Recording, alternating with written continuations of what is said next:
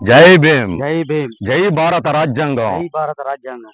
ఓ మాలన్న, మీ ఇంటికి మీ తమ్ముడు బాబన్న వచ్చాడు. లేచిరా మాలన్న. నిద్రపోతున్నావా మాలన్న? ఎస్సీ వర్గీకరణ జరిగిందని తెలిసి కూడా కులం పేరు చెప్పుకోవటానికి సిగ్గుపడుతున్నావా మాలన్న? సమయం ఆసన్నమైంది.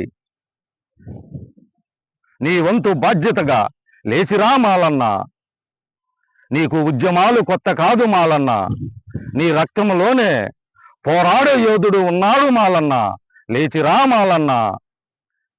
డాక్టర్ బాబాసాహెబ్ అంబేద్కర్ గారు రాసిన రాజ్యాంగ స్ఫూర్తి భిన్నత్వంలో ఏకత్వం అయితే 5 సంవత్సరాలు పదవిలో ఉండి నరేంద్ర మోడీ గారి రాజ్యాంగంలో ఏకత్వంలోనే భిన్నత్వం అంట.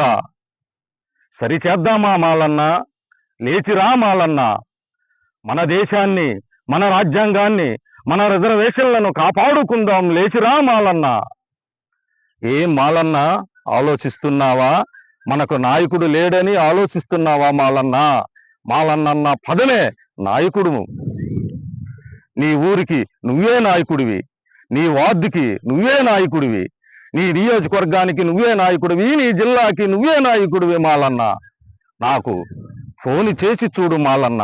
చెయ్యి కలుపుదాం. రాజ్యాంగాన్ని, స్ఫూర్తిని కాపాడుకుందాం మాలన్న. లేచిరా మాలన్న. ఓ మాలన్న, నీ ఫోను కోసం నీ తమ్ముడు బాబన్న ఆశతో ఎదురు చూస్తాడు. జై మాలన్న. జై మాలన్న. జై జై మాలన్న. జై జై మాలన్న.